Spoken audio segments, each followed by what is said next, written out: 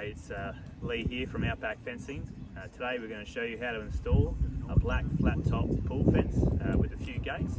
And I just want to make a shout out to Nick W. You know who you are, mate. And thanks for watching the videos. And yeah, we'll stay tuned and we'll show you how it gets done. Alright, so the first thing that you want to do is run your string lines on the job. So what we've done here is we've got a beautiful fence to go around the whole pool.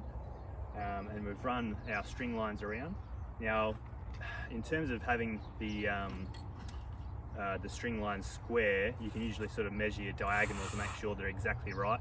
On a large job like this, if you're out by 100 mil, it's not going to really matter. You're not going to be able to see it. At the end of the day, it's all about how it looks. So anyway, we've run the string lines around, we've leveled them, we've put the string lines to the bottom rail of our panel. So we basically put the string line as close to the ground as possible to where we want the bottom of the panel to be. And we've leveled that all around, and we make sure all the string lines are nice and tight. So what we're going to do now, the next step, is to mark out where we want to put our holes. So first things first, we've got one here in the corner. Then what we're going to use is the post cap for our spacer. I'm going to put that exactly in the corner there. And then I've made up this makeshift spacer, which is 2450 long, which is the width of the panel. Now what you want to do is simply just put that there, butt that up against the post cap, and then spray a nice mark there on the ground. Then you want to pick up your post cap again and put that fairly close to your spacer, but leave a couple of mil because it's nice to have a little bit of room to be able to put your panel in. If you have it super tight, you're going to have problems putting your panel in. So you've got a bit of play, even like 5 mil. So basically you do that, then you just get your spacer again, and you just keep repeating that process until you get to the end. Now when we get to the end here, we might have a smaller panel or a gate panel that we need to put in, so we just need to make allowances for that. So basically we're going to go around and do that now, and then we'll start digging. Alright, so what we're up to now is we're digging the holes. Zach's having a bit of a dig with a double hand shovel, quite a handy tool for a job like this. If you've got easy soil, this is more than enough really. You don't really need a machine because the machine can make quite a bit of mess and make the hole quite large. You really only need a 200 mil wide hole by about 600 mil deep, thereabouts. And so yeah, we're just going to go around now and dig about 75-80 meters worth of hole. Yep. Alright, so as you can see, we've gone around and we've dug all the holes down 600, 200 mil wide, and we've gone around and we've dug all of those holes, so we're ready to go for concrete. Now, because we've set this string line at the bottom of the panel, what I like to do is we're going to get a concrete truck in today and just smash out these posts. But what you want to do is measure your post.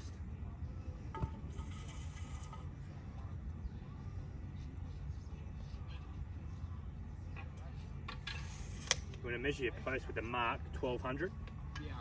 So that way then you can go around when you set these posts in, as we'll show you in a minute, you know, every single post is going to be set to that string line, and that's how you get a nice straight line along all the top of the posts. Now alternatively, you can run a string line on top of one end of the post to another and get them all straight like that, but I find that this way is much quicker and much easier, and you get the same end result. So what we're doing now is we've got the wheelbarrow ready and we're just waiting for the concrete truck, and once we pour that in, we'll get going. And one other thing I wanted to mention as well, you could rapid set these if you wanted to, but I would highly suggest not to, because rapid set can sometimes melt aluminium. So you're better off just using plain concrete mix, not a rapid set mix. Just use plain concrete, or especially if you get a concrete truck in, just get plain concrete. Don't put any accelerator in it, because it can sometimes melt your aluminium post, and after all your hard work, that's the last thing you want to happen.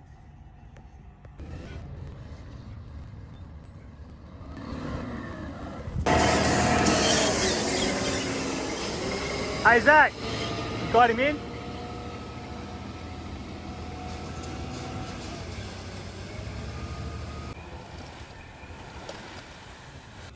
Alright, well we've gone along and we've concreted, put all the concrete in the holes. And as you can see, we've concreted, we've posted most of the job. Now I'm just going to show you how we do this. So we've put our corner post in, which is pretty easy because you've got your cross section of the lines, and you just drop that down nice and gently down to that line that we marked, if you remember. Now we get our spacer and very gently place it on that post, and then you simply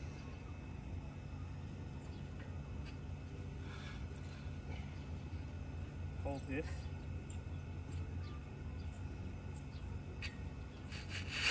so just hold it there and let it find its own plumb or level or whatever you want to call it.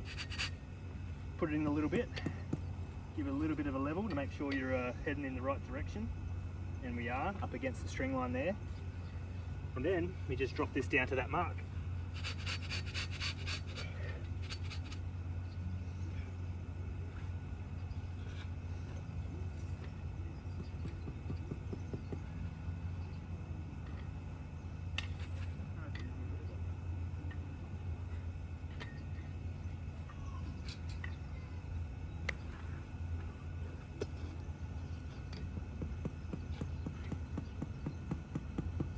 Careful not to push your post out when you're doing this, so you give yourself a little bit of a gap.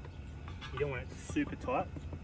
I've got it super tight, so I need to pull this up and just give it a bit of a jiggle that way.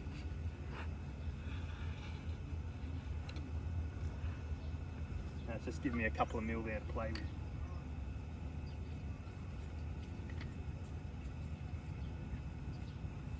Level that again. Drop that down, level, level, and then you simply just move along, place it with the next one, and just keep going. And so this spacer is the exact length of a fence panel, and so we're just giving ourselves a couple of little mil on each end, just so when we put the panel in, it goes in nice and easy, not too tight, but just gives a bit of room for play. So that's what we're going to do now. We're just going to go along and finish those off. We pretty much complete the job, and then we're going to come here tomorrow and put the panels in. All right, good morning. Well, yesterday we posted these, and now we're back here and they're all nice and strong, ready to go. I'm just going around with the fence brackets, and I'm just walking around throwing them at every bay. That way they're ready for you for when you're ready to put the panels in. Alright, so yesterday when we were spacing out the posts, like we showed you with the panels, sometimes you'll come across a gate that you've got to put in. Well, not sometimes, all the time, because you probably need a gate to get inside your pool. So what we've got here, this is just your standard single gate. Now the ones that we sell, or this one in particular, is 975 millimeters. Now that sits in there between two gaps really nice. So what I've actually done there, even though that's 975, you've got to allow for our hinges, our latch, 20 mil on this side, 20 mil on this side. So you've got 975 plus 20 plus 20 in between the posts. If my calculations are right, I believe that's 1015 millimeters. Is that right? I better double check that. Actually, you know what? No, I don't have my calculator. But yeah, I believe that's what it is. But anyway, it's 975 plus 20 plus 20. Now we've got a longer post here, and you go, hey, what happened with this?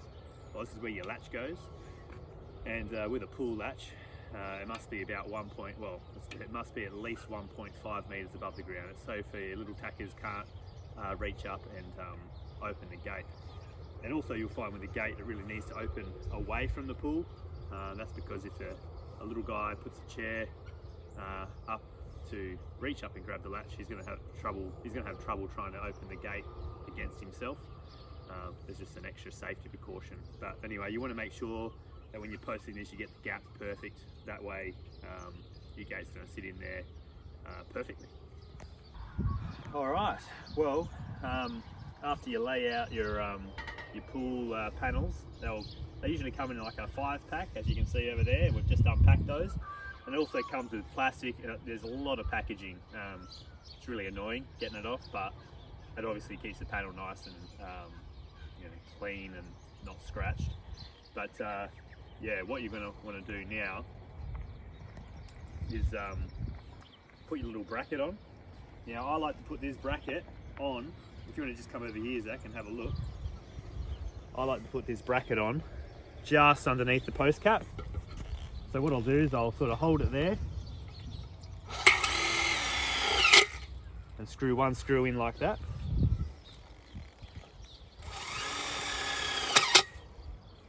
Now if you get into a bit of a process here, what you could actually do is just screw one of these on there and one on this side, and just keep doing one on one side all the way around the whole job. And then what you want to do is grab yourself another fence bracket, pick up your panel, slot that in at that end. I might first actually just put the bracket on at this end, slot that in at that end. So I sort of getting that there, and then the same thing as you've done at the other end, just get that bracket just beneath the post cap and just put a little screw under that. And then you want to put another screw in there just to finish that off, and that one's double screwed like that. So what we'll do is we'll go along and I'll usually do the top two like that all the way around and leave the bottoms loose.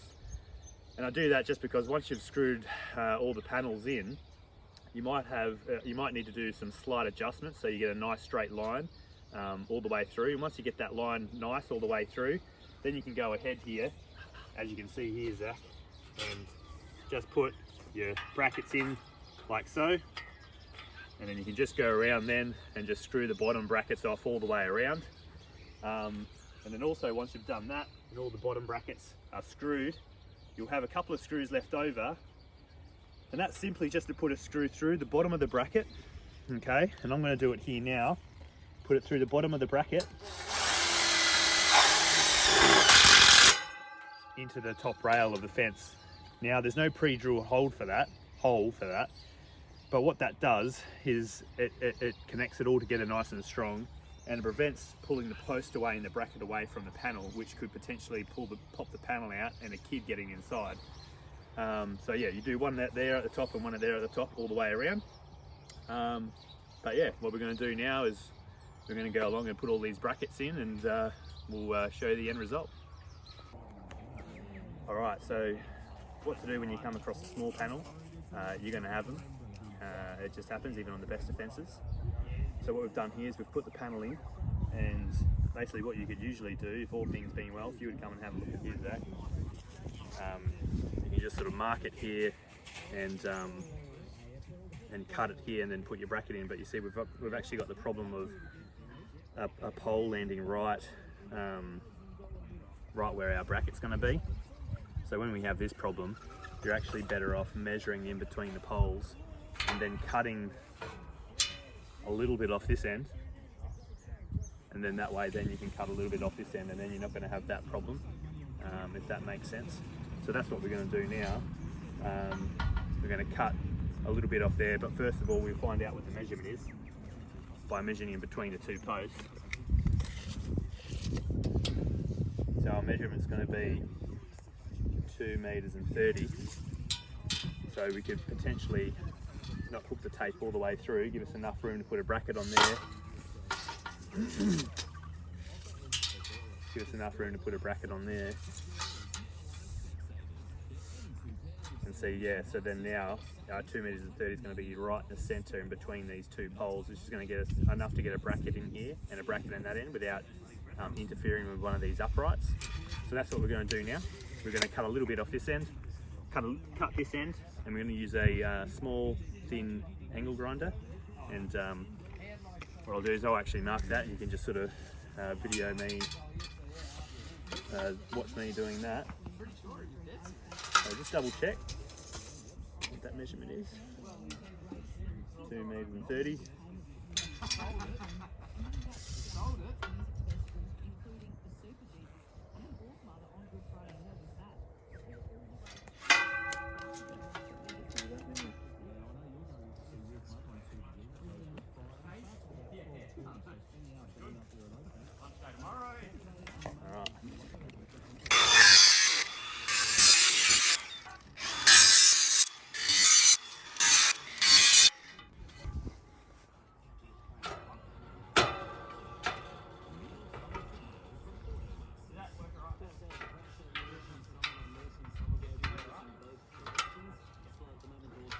And that is how you do a small panel.